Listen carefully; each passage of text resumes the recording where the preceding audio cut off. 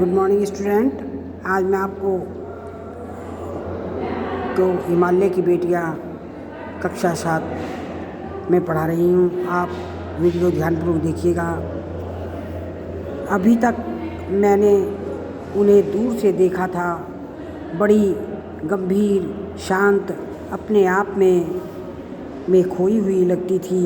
संभ्रांत महिला की भांति वे प्रतीत होती थी। उनके प्रति मेरे दिल में आदर और श्रद्धा के भाव थे।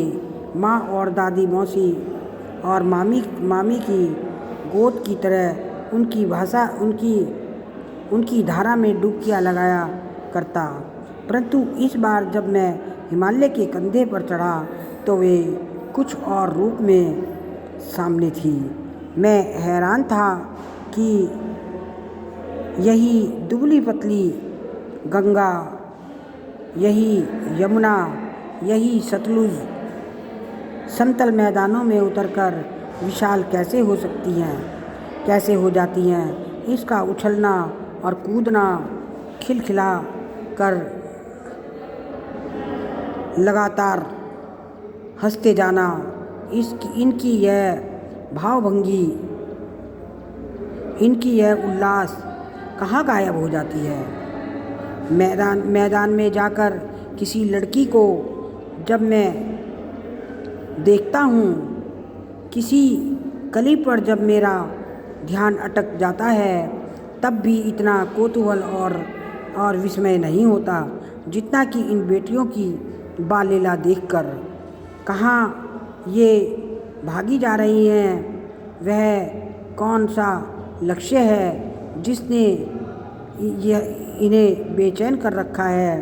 अपने महान पिता का विराट प्रेम पाकर भी अगर इनका हृदय अतृप्त नहीं है तो वह कौन होगा जो इनकी प्यास मिटा सकेगा। बर्फ़ जली नंगी पहाड़ियाँ, छोटे छोटे पौधों से भरी घाटियाँ, मधुर अधिकाय सरशब्द उपत्यकाएँ, ऐसा है कि छोटे छोटे पौधों से भरी घाटियाँ हैं। इनका लीला निकेतन खेलते खेलते जब ये जरा दूर निकल जाती हैं तो देवदार, चीड़, सरो, चिनार, सफ़ेदा, कैल के जंगलों में पहुंचकर शायद इन्हें बीती बातें याद करने का मौका मिल जाता होगा। कौन जाने बुढ़ा हिमालय अपनी इन नटखट बेटियों के लिए कितना सिर धुनता होगा। बड़ी बड़ी चोटियों से जाकर पूछे तो उत्तर में विराट मौन के सिवा उनके पास और रखा ही क्या है। सिंधु और ब्रह्मपुत्र, ये दो ऐसे नाम हैं जिनके सुनते ही रावी, सतलुज, व्यास, बेतवा, झेलम, काबुल, कुपासा, कपिशा, गंगा, यमुना, सरयू, गंडक, कोसी आदि हिमालय की छोटी बड़ी सभी बेटियां आंखों के सामने नाचने लगती हैं। वास्तव में सिंधु और ब्रह्मपुत्र स्वयं कुछ नहीं है।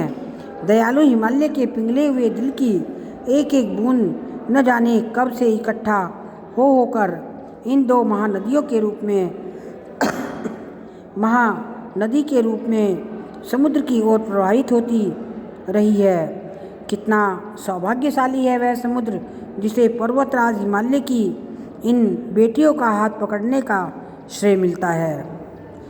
जिन्होंने मैदान में ही इन नदियों को देखा होगा, उनके ख्याल में शायद ही यह बात आ सके कि बूढ़े हिमालय की गोद में बच्चियां बनकर ये कैसे खेला करती हैं। माँ बाप की गोद में नंग धड़ंग होकर खेलने वाली इन बालिकाओं का रूप पहाड़ी आदमियों के लिए आकर्षक भले न हो, लेकिन मुझे तो ऐसा लुभावना प्रतीत हुआ कि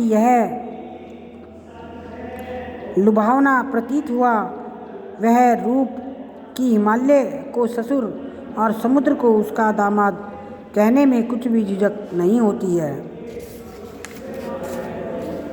कालिदास के विरही यक्ष ने अपने मेघदूत में कहा था, वैत्रवती बेतवा को प्रेम का प्रतिदान देते जाना, तुम्हारी यह प्रेयसी तुम्हें पाकर अवश्य ही प्रसन्न होगी। यह बात इन चंचल नदियों को देखकर मुझे अचानक याद आ गई और कि शायद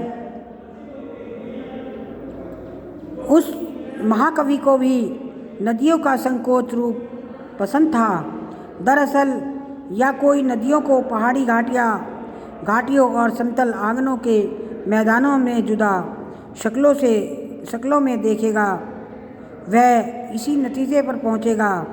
काका कालेलकर ने नदियों को लोक माता कहा है, किंतु माता बनने से पहले यदि हम इन्हें बेटियों के रूप में देख ले तो क्या हर्ज है। और थोड़ा आगे चलिए, इन्हीं में अगर हम प्रेयसी की भावना करें तो कैसा रहेगा। ममता का एक और भी धागा है जिसे हम इसके साथ जोड़ सकते हैं। बहन का स्थान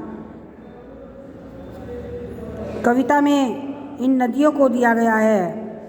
एक दिन मेरी भी ऐसी भावना हुई थी कि तिब्बत की बात है, मन उचट गया था, तबीयत ढीली थी। सतलुज के